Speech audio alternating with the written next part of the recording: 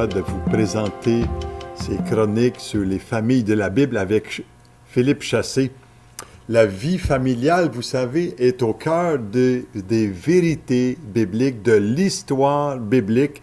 Et il y a quelque chose qui va ressortir de cette belle histoire aujourd'hui, qui va vous aider à un équilibre dans votre vie familiale. Retenez-la bien, il y a des leçons, il y a des conseils, il y a un proverbe qui va vous être donné. Écoute bien ce que Philippe expose ici dans cette histoire de la vie de Salomon, qui est cette dernière chronique sur les familles de la Bible. On se retrouve par la suite.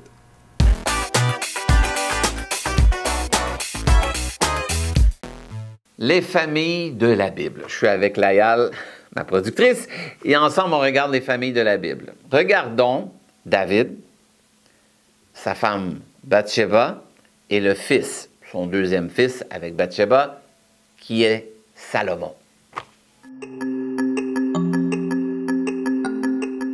Un soir, David se promène sur le toit de la maison royale.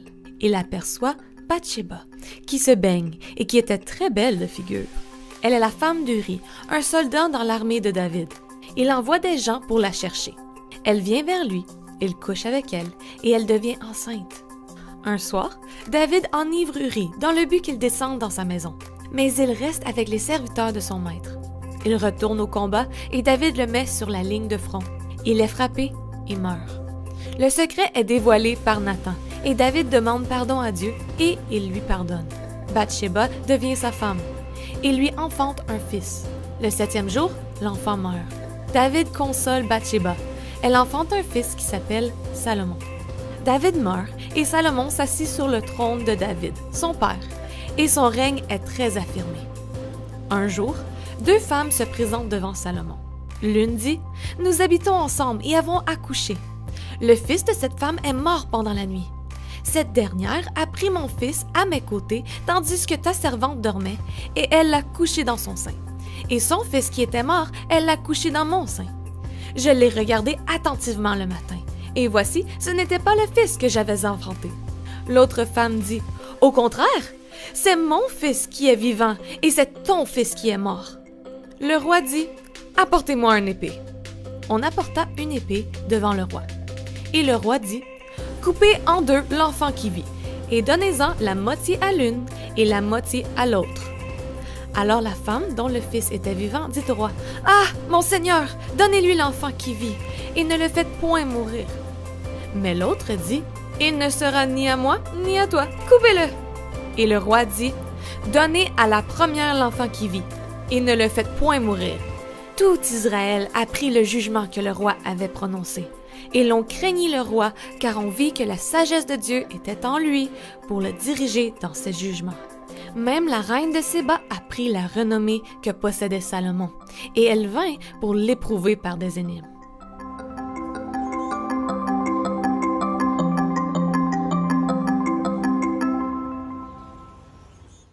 OK. Toute une histoire, hein? Bathsheba est mariée avec Uri. Uri, c'est un soldat au service de David. David n'est pas à la guerre, mais Uri, il l'est. David regarde Bathsheba et éventuellement, comme le chant dit, Alléluia, je ne sais pas si vous connaissez de Cohen, ce chant-là, c'est basé sur cette histoire-là. Il va coucher avec Bathsheba et éventuellement, elle tombe enceinte. Et là, il dit, oh boy, qu'est-ce que je vais faire? Comment je dis ça à Uri? Uri, il n'est même pas là, puis est enceinte. Là, il y a un problème. Donc, David, qu'est-ce qu'il va faire? C'est qu'il va manigancer. Éventuellement, il va faire tuer Uri. Uri meurt et là, il va marier Bathsheba, qui va donner la naissance de l'enfant. L'enfant va mourir. Et David, malheureusement, Bathsheba qui a perdu l'enfant, il va avoir un deuxième avec Bathsheba et c'est Salomon, un enfant qui va devenir le 3e roi d'Israël. Toute une histoire. Qu'est-ce que ça peut bien m'apprendre à moi? Et si on va plus loin, Salomon devient le 2e roi et c'est pas n'importe quel roi, il devient un roi intelligent et sage. C'est comme, d'une tragédie, d'une injustice, de tout ce micmac-là, sort un homme intelligent et sage. Au point que 2 femmes vont venir, il y a un bébé, un est mort, et là, les 2 veulent avoir l'enfant. Salomon va dire, pas de problème, amenez-moi une épée. On coupe le bébé en 2. Une, elle va dire, non, non, non, non, donne le bébé. L'autre va dire, vas-y, coupe-les. Salomon va dire, ah, le bébé appartient à celle qui a dit qu'il voulait le donner. Et cette réputation va faire le tour, va dans d'autres pays, et Salomon va établir Israël comme une grande nation dans tout le monde. D'une tragédie est sorti quelque chose de beau, de bon. Mais une tragédie pardonnée, une tragédie où ce que la personne a admis son tort. Quelque chose, hein? Donc, qu'est-ce que ça peut m'apprendre à moi aujourd'hui, cette histoire-là? Bien, David, qui était l'homme en question, la chose qu'il a eu à faire, c'est d'admettre qu'il a eu tort. Que oui, il était un homme qui a fait tuer quelqu'un d'autre pour une femme. Et lui, il a eu à l'admettre. Ça a été dur à le faire parce que ça a pris Nathan le prophète, mais il a fini par l'admettre et il a fini par dire « j'ai eu tort ». Et quand il a dit « j'ai eu tort », c'est là que la guérison s'est faite. Et éventuellement, on sait que l'enfant meurt pareil, puis c'est là que Salomon va arriver. D'une erreur, d'une faute, puis d'une tragédie, va sortir quelque chose de beau. Qu'est-ce que ça m'apprend, moi, aujourd'hui? Que peu importe ce que je peux avoir fait dans ma vie, peu importe ce que les gens ont fait, il y a toujours un pardon à quelque part quand les gens admettent leur erreur. Quand les gens sont capables de dire « j'ai fait une faute », et qu'ils sont capables d'accepter, de se pardonner puis de changer par après, ça finit par avoir quelque chose de beau. C'est quelque chose, vous savez. C'est pas facile d'admettre qu'on a eu tort. Mais pour David, ça a été quelque chose de bénéfique. Ça a été quelque chose qui lui a amené un fils sage et intelligent. Ça lui a amené aussi à avoir une descendance qu'encore aujourd'hui, vous pouvez aller en Israël puis voir certaines des places où ce que Salomon a bâti. Wow! Un verset, un proverbe plutôt, j'aimerais vous partager, c'est « Heureux l'homme qui a trouvé la sagesse et l'homme qui possède l'intelligence. » Ouh! Heureux l'homme qui a trouvé la sagesse et l'homme qui possède l'intelligence. C'est dans Proverbe 13:3. L'homme qui a trouvé la sagesse, moi je crois que c'est dans ma faute, dans la manière d'agir, je dois trouver la sagesse de dire « j'ai eu tort » face à une injustice que j'ai pu faire, face à quelque chose que j'ai fait envers mon enfant, envers ma femme, envers mon conjoint, envers mes frères, mes sœurs, envers des gens. Je dois être capable d'admettre j'ai eu tort. Et ça, c'est dur.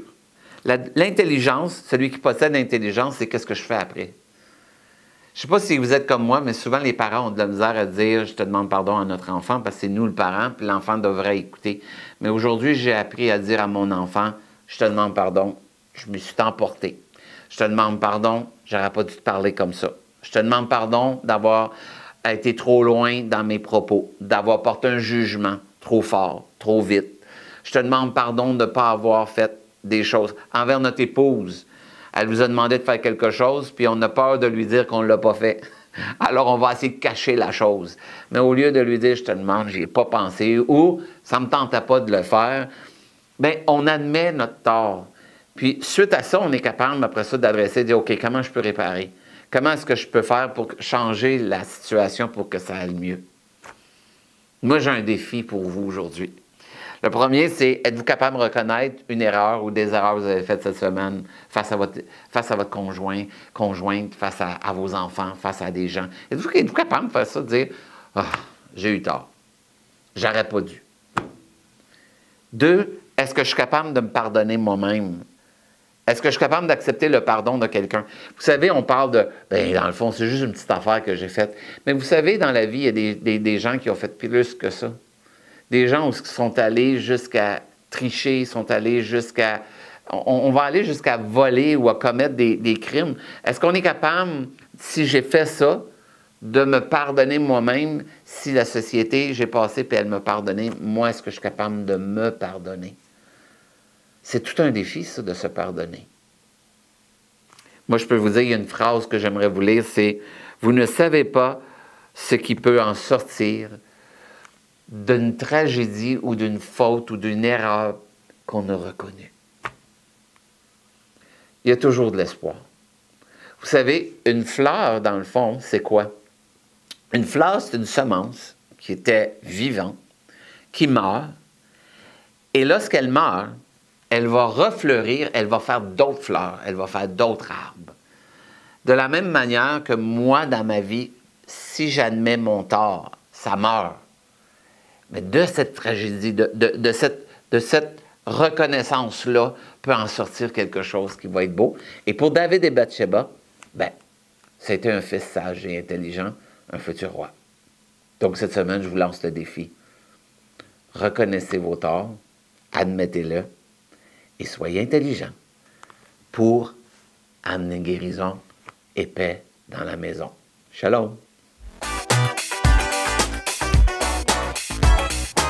Quelle histoire poignante des familles de la Bible, des vies dysfonctionnelles à quelque part, mais Philippe va ressortir une chose que je retiens dans cette histoire.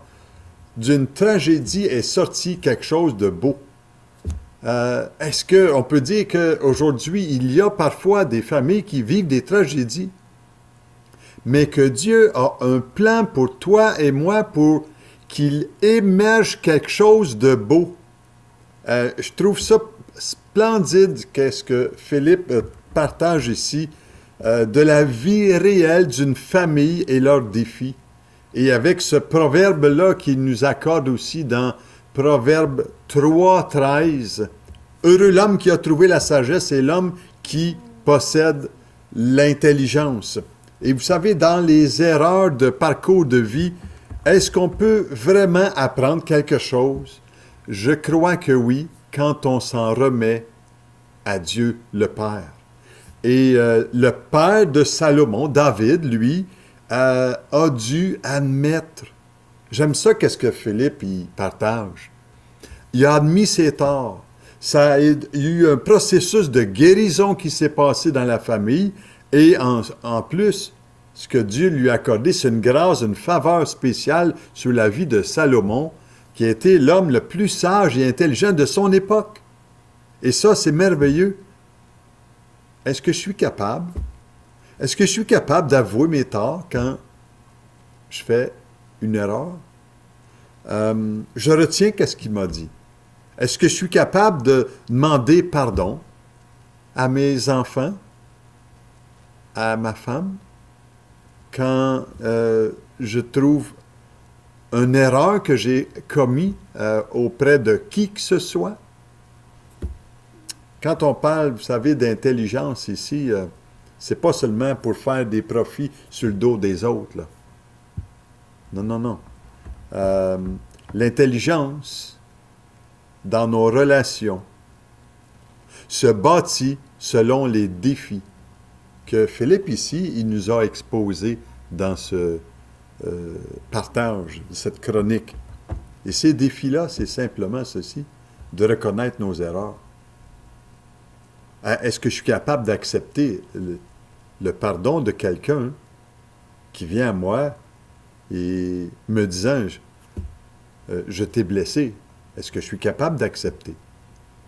Vous savez, de cela, souvent, jaillit quelque chose de merveilleux dans nos relations. On peut penser perdre parfois le contrôle quand on fait des erreurs et on a de la difficulté à les avouer. Mais, vous savez, on appelle ça de l'orgueil qui est caché, camouflé là, à l'intérieur de nous. Mais les avouer va nous permettre de pouvoir expérimenter la vie avec intelligence et équilibre. D'une tragédie est sorti quelque chose de beau. Salomon est né. Et qui sait, peut-être que tu te dis, moi j'ai vécu des situations dans lesquelles j'ai vécu des tragédies dans mon enfance. Qui sait si Dieu ne veut pas le changer en quelque chose de beau et de merveilleux dans ta vie aujourd'hui, dans ta vie familiale peut-être, que tu sois un enfant qui écoute ce programme ou un adulte qui l'écoute. Dieu veut placer sa main sur toi et guérir ton cœur et les relations dans lesquelles tu es engagé dans la famille. J'aimerais en terminant prier pour toi, pour que le Seigneur puisse poser sa main sur ta vie, parce qu'il y a quelque chose de beau qui va émerger quand on vient à lui et qu'on soumet notre volonté à la sienne. Père Céleste, merci aujourd'hui pour cette journée que tu as mis devant moi. Merci que tu es celui qui m'a demandé de me confier en toi. Je viens à toi tel que je suis. Pardonne-moi que j'ai trop longtemps gardé rancune, amertume des failles des autres. Seigneur, aide-moi à pardonner. Aide-moi à admettre que parfois moi-même j'ai eu tort, j'ai eu des erreurs. Et je viens à toi tel que je suis, sans rien à moi. Sinon, Seigneur, que tu es venu sur la croix pour me pardonner et me libérer de mes fautes. Merci pour ton amour que tu veux répandre aujourd'hui dans mon cœur par ton esprit. Père, merci encore pour cette journée. Au précieux nom de Jésus, je prie. Amen et amen. Est-ce que tu aimerais peut-être avoir un conseil, avoir une discussion avec moi sur des relations familiales? Appelle-moi. Mon numéro apparaît ici en bas. Ça me fera un grand plaisir. Écris-moi si tu veux m'écrire. Vous savez, j'ai rien à donner sinon de vous partager mon amour pour les Écritures qui donnent des bienfaits à tellement de personnes autour de moi. Profite de ces occasions. Soyez richement bénis et à une prochaine.